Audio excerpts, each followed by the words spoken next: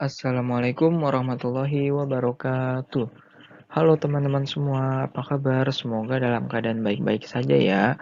Selamat datang di channel Generasi Ambis. Pada kesempatan kali ini, kita akan membahas materi dan soal tentang sinonim part yang pertama.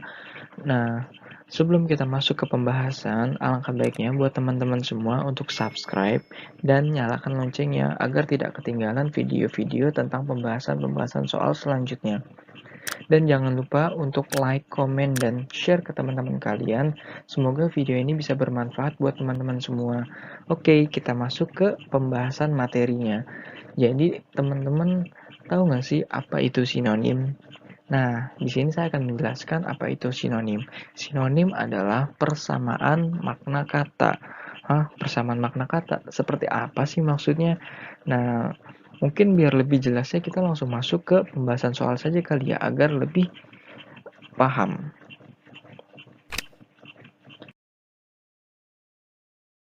Nah, kita masuk ke soal yang pertama yaitu ada kata ambiguitas.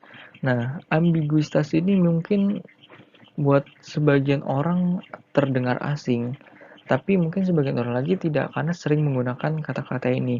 Jadi bagaimana sih tips dan trik untuk bisa menjawab pertanyaan tentang sinonim ini? Jadi tips yang pertama itu adalah teman-teman harus sering membaca, baik itu baca berita, baca koran, baca majalah, baca artikel, ataupun yang lainnya yang berhubungan dengan bacaan.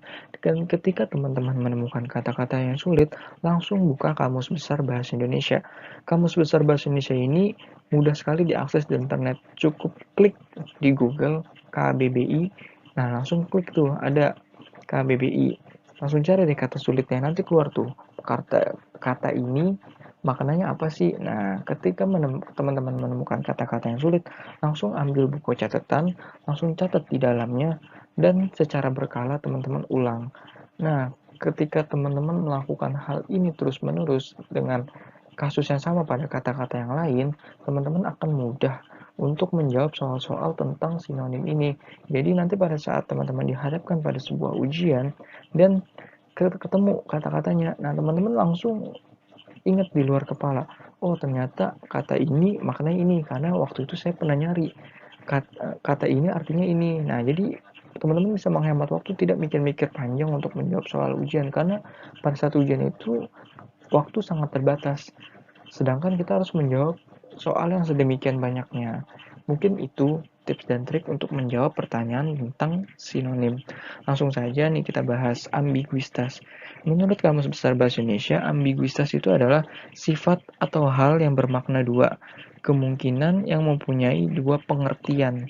Nah, di sini udah jelas ya teman-teman, untuk ambiguitas itu artinya ya yang makna ganda ya kan. Sesuai dengan pengertian yang tadi, sifat atau hal yang bermakna dua. Bermakna dua itu artinya bermakna ganda.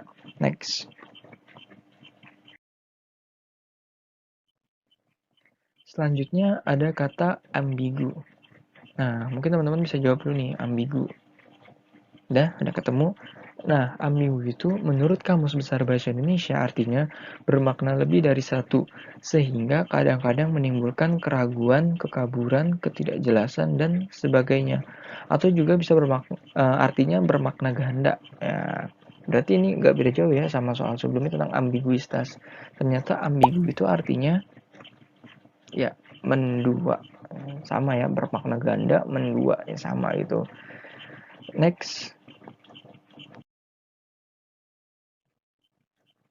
Ya, di sini ada kata bibliografi. Nah, ini yang tadi saya bilang, menemukan kata-kata yang mungkin jarang kita dengar. Nah, kalau kita lihat di Kamus Besar Bahasa Indonesia, bibliografi itu artinya daftar buku atau karangan yang merupakan sumber rujukan dari sebuah tulisan atau karangan atau daftar tentang suatu subjek ilmu, atau juga bisa disebut dengan daftar pustaka. Nah, udah jelas ya, jawabannya adalah yang A. Daftar pustaka. Bibliografi persamaan maknanya adalah daftar pustaka. Nah, diingat-ingat tuh ya. Next. Di sini ada kata insinuasi. Ini lagi kita menemukan kata-kata yang sulit. Jadi kalau kita buka sekali lagi KBBI, insinuasi artinya tuduhan tersembunyi, tidak terang-terangan, atau tidak langsung, atau juga sindiran. Nah, udah jelas ya. Kata terakhir ada kata sindiran. Berarti untuk soal ini jawabannya adalah ya, betul, sindiran. Next. Kita menemukan kata tunagrahita. Nah, ini mungkin tak jarang kita dengar. Nah, mungkin teman-teman bisa jawab dulu nih, apa itu tunagrahita? Udah ketemu jawabannya tunagrahita. Jadi, tunagrahita itu artinya cacat pikiran, lemah daya tangkap, idiot, keterbelakangan mental. Nah, udah jelas ya jawabannya teman-teman. Untuk tunagrahita ini jawabannya adalah yang A, cacat mental.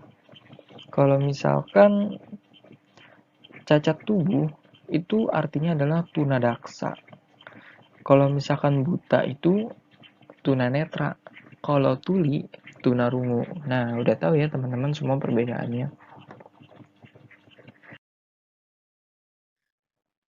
Selanjutnya ada kata negosiasi. Menurut Kamus Besar Bahasa Indonesia, negosiasi adalah proses tawar-menawar dengan jalan berunding untuk mencapai kesepakatan bersama antara satu pihak atau kelompok atau organisasi dan pihak kelompok atau organisasi yang lainnya. Nah, untuk negosiasi ini, ya jawabannya adalah yang B. Perundingan. Sama seperti pengertian tadi, tawar-menawar dengan jalan berunding. Berarti negosiasi ini mempunyai persamaan makna perundingan. Next. Di sini kita menemukan kata evokasi. Evokasi itu artinya daya atau penggugah rasa. Udah jelas ya. Evokasi itu artinya yang C. Menggugah rasa. Next. Bubut. Nah, ketika kita menemukan kata seperti ini, ya lagi-lagi kita jarang sekali menggunakan kata bubut ini. Mungkin bahkan kita tidak menggunakan kata bubut ini dalam kehidupan sehari-hari. Dan ternyata kata bubut ini baku dan ada di Kamus Besar Bahasa Indonesia. Bubut itu artinya adalah cabut. Ya, berarti jelas ya jawabannya yang C.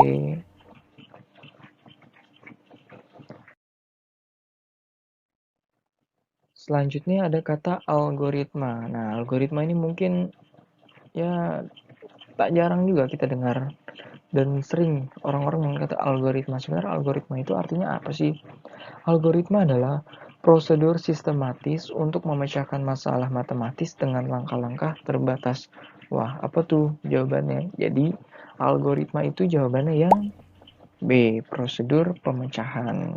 Ya, seperti pengertiannya tadi, prosedur sistematis untuk memecahkan masalah matematis dalam langkah-langkah yang terbatas. Jadi jawabannya yang B, prosedur pemecahan.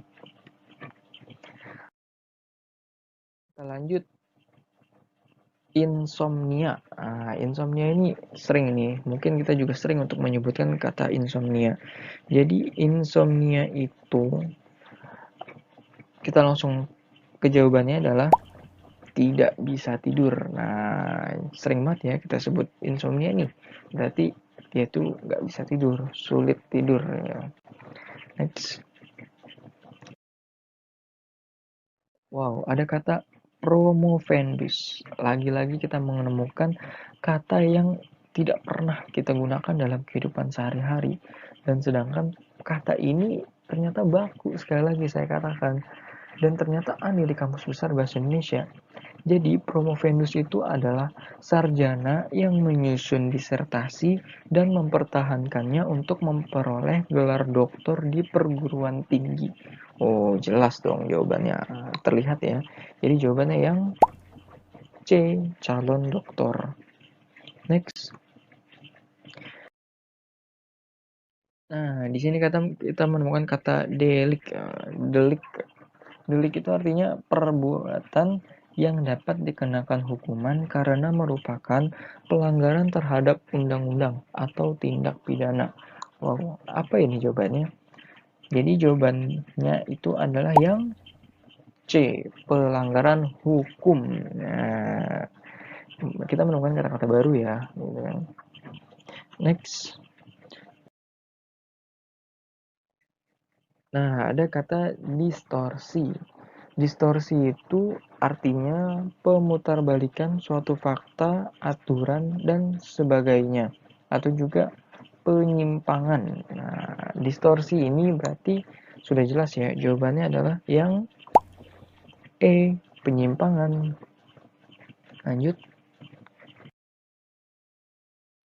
Di sini ada kata promosi. Nah, promosi itu artinya kenaikan pangkat atau tingkat. Naik pangkat, ibaratnya ya. Promosi itu adalah naik pangkat atau kenaikan pangkat. Nah, jawabannya adalah yang C, kenaikan pangkat.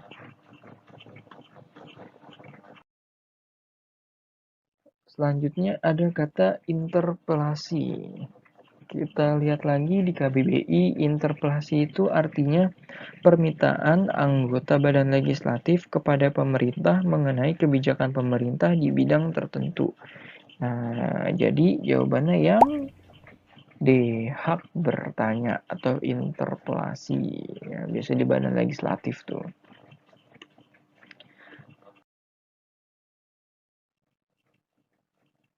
Oke, terima kasih atas perhatian teman-teman semua. Semoga video ini dapat bermanfaat buat teman-teman yang ingin belajar tentang subtes sinonim.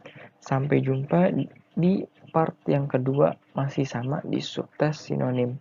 Terima kasih sekali lagi buat teman-teman semua yang sudah memperhatikan dari awal sampai habis.